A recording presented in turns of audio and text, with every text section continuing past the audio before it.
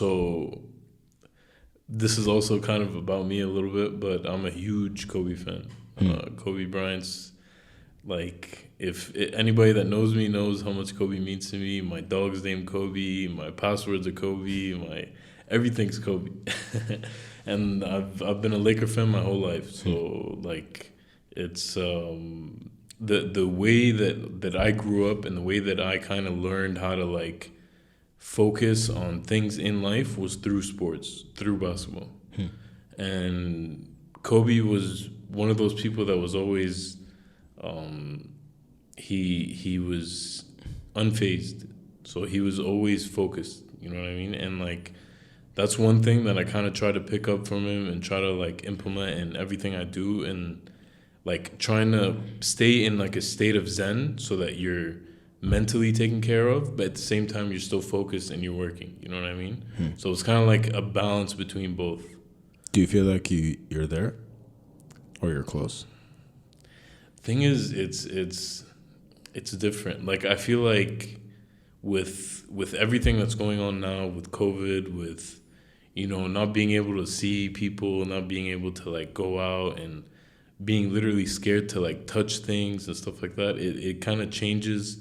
Like, there's a lot of things that you have to like kind of focus on and sift through, but it's just it's kind of weird to like, I don't know how to describe it, but it's hard to stay focused in this time period, you know what I mean? And that's okay. Like, that's perfectly fine. It's not a normal time. It's something that, you know, we're not prepared to go through. You know what I mean? I agree. Yeah. So it's definitely understandable to not be focused or not having that like. Why do you feel like you being unfazed is super important? Like, what brought that up? What made that a big part of your life? You being completely unfazed, right? مركز فشخ, in that zen state, in that flow state.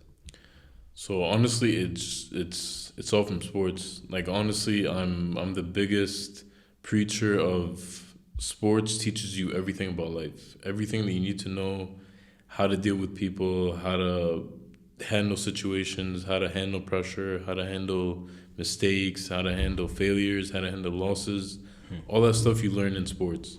So being part of that, like, unfazed and not being able to, you know, to literally turn negative situations into positive, that's all from sports. Like, that thought process and teaching, to me at least, was from sports. So I feel like that's where I got that from.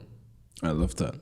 I love that. I feel like sports play a huge role في الموضوع ده. And I also feel like people should really start doing more. عادة أي حد بيلعب رياضة عادة بيبقى مبسوط من أي حد ما بيلعبش رياضة.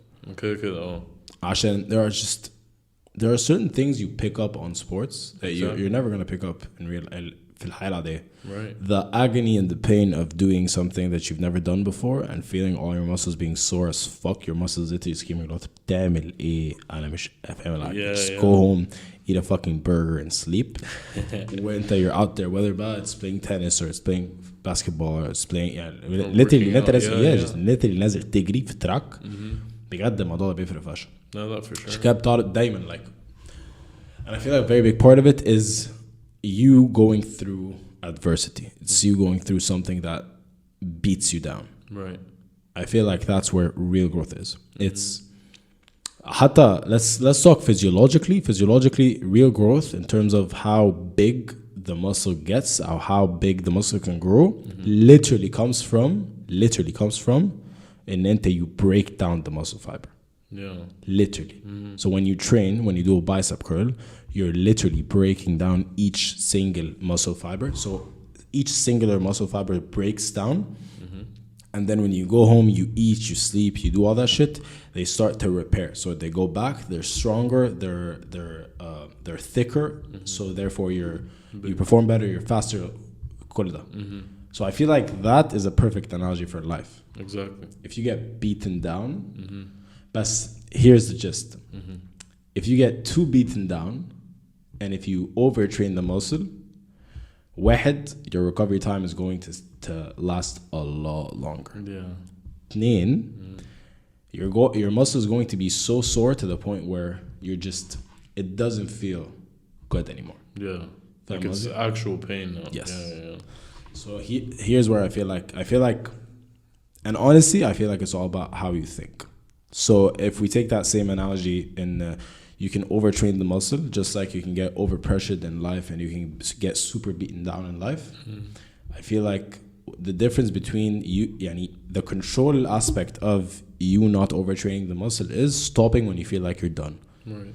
The control aspect of you genuinely being at peace or accepting and starting to recover from being beaten up is all up here. It's how clear you are mentally. Right. It's understanding, and all right, this is a time in my life where I'm going to get beaten the fuck up, but في الأول وفي الآخر دايما بيبقى في طلعة. Right. دايما في اللي هو cliché shit اللي هو there's light. No, it's true though. It's yeah. super true. Mm-hmm. It's super true. Exactly. And I feel like you're never gonna grow if you don't face adversity. Exactly. You're never gonna grow if you're not beaten up. You're never gonna grow if you don't go through shit times, and if you don't lose a lot of friends, and if you don't,